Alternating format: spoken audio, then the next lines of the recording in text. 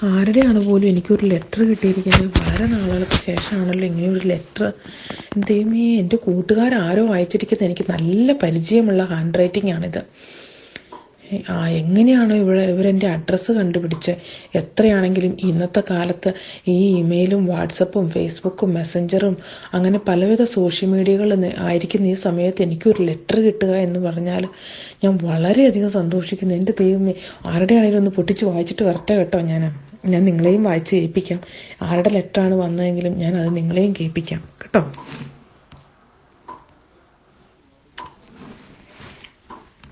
ഇത് വേറെ ആരുടെയല്ല, എൻ്റെ ബിന്ദുവിൻ്റെ ലെറ്ററാണ്. നിങ്ങൾക്കായിട്ട് ഞാനത് വായിക്കുന്നതായിരിക്കും ഇപ്പം.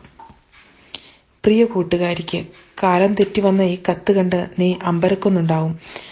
ഇത് ഞാനാണ്, ബിന്ദു. വിശേഷണങ്ങളുടെ ആവശ്യമില്ലാതെ നീ എന്നെ ഓർക്കുമെന്നറിയാം. അതുകൊണ്ടാണ് പഴയ സുഹൃത്തിനൊരു കത്ത് എഴുതേണ്ടി വന്നപ്പോൾ നിന്നെ ഓർമ്മ വന്നത്. കത്തിന്റെ മൗലിക അവകാശത്തെ മാറ്റി നിർത്തുന്നില്ല. സുഖമാണോ നിനക്ക്?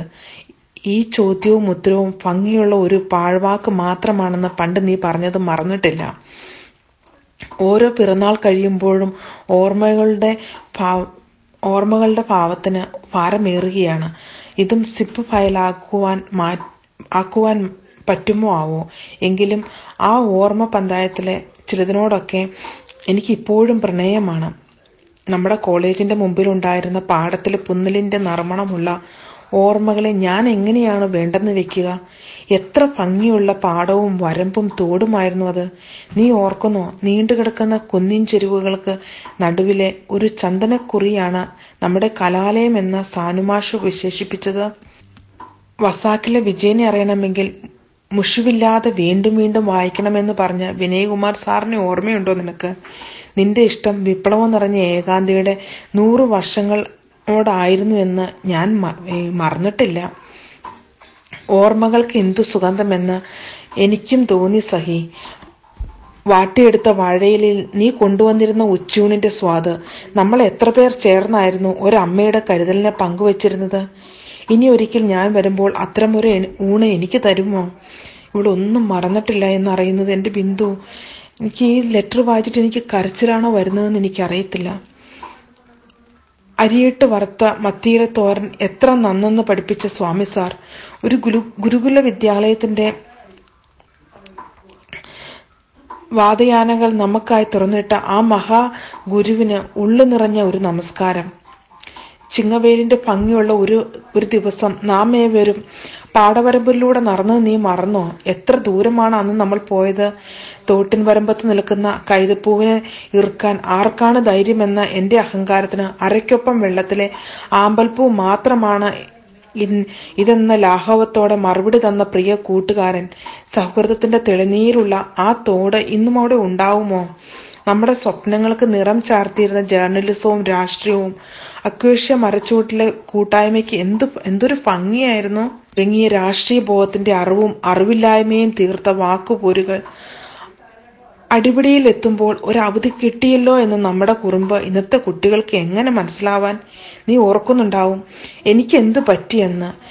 ഇമെയിലും വാട്സപ്പും അരങ്ങ് തകർക്കുമ്പോൾ കാലം തെറ്റി പുറത്തു ചാടിയ ഓർമ്മ പൂവത്തെ പോലെ ഈ എഴുത്ത് എന്തിനെന്ന്. ശരിക്കും ബിന്ദു, ഞാൻ ഈ നിമിഷം അതോ ആണ് ശരിക്കും ഓർത്തുകൊണ്ടിരിക്കുന്നത്. നമുക്കിടയിലെ ഒരു കൂട്ടുകാരി എന്നോട് പറഞ്ഞു, നിന്നെ ഞാൻ മെലിഞ്ഞ സുന്ദരിയാക്കാമെന്ന്. പകരം അവൾ പറയുന്നതൊക്കെ ഞാൻ ചെയ്യണം എന്നു മാത്രം. സുന്ദരിയാവാനുള്ള തന്ത്രപ്പാടിൽ എനിക്ക് കിട്ടിയ ഒരു ടാസ്ക് മാത്രമാണ് ഈ കത്തെഴുത്ത്. പക്ഷെ അവൾക്കറിയില്ല. ഇല്ലത്തുനിന്ന് പുറപ്പെടുകയും ചെയ്തു, എന്നാൽ അമ്മാത്ത് എത്തിയതുമില്ല എന്നതാണ് എന്റെ അവസ്ഥയെന്ന്. എന്നെപ്പോലുള്ളവർക്ക് പറ്റിയതല്ല ഈ പ്രവാസം. സങ്കടങ്ങളുടെ പെരുമഴ കാലമാണ് ഇവിടെ.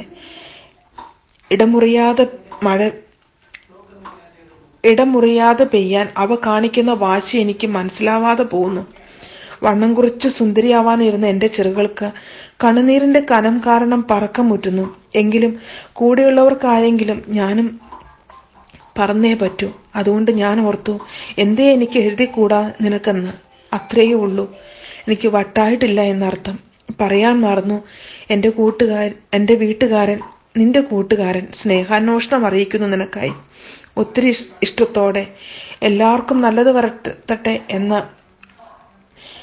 ഇമ്പത്തോടെ നിന്റെ കൂട്ടുകാരി ബിന്ദു.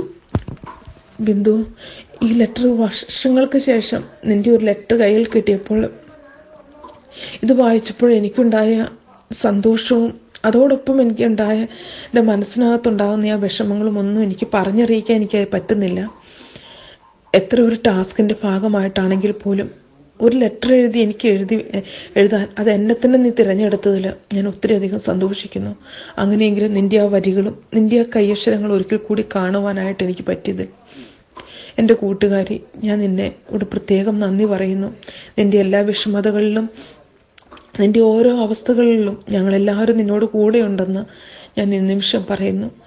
എല്ലാത്തിനും ഞങ്ങളുടെ എല്ലാവരുടെയും പ്രാർത്ഥനകളും ആശ്വാസങ്ങളും എപ്പോഴും നിന്റെ ഒപ്പം ഉണ്ടായിരിക്കും. സുനിലിനെയും പ്രത്യേകം ഈ നിമിഷം ഞങ്ങൾ ഓർക്കുന്നു. നിന്റെ വീട്ടിലുള്ള എല്ലാവരെയും ഞങ്ങൾ ഓർക്കുന്നു. ഞങ്ങളെല്ലാവരുടെയും പ്രാർത്ഥനകൾ നിങ്ങൾക്ക് എപ്പോഴും നിങ്ങളോടുകൂടെ എപ്പോഴും ഉണ്ടായിരിക്കും എന്ന് നിന്റെ കൂട്ടുകാരിയോട് എന്ന് ഞങ്ങളെല്ലാവരും നിന്നോടൊപ്പം കൂടിയിരുന്ന് പറയുന്നു. എല്ലാവർക്കും വേണ്ടി ഞാൻ ഈ നിമിഷം പറയുന്നു.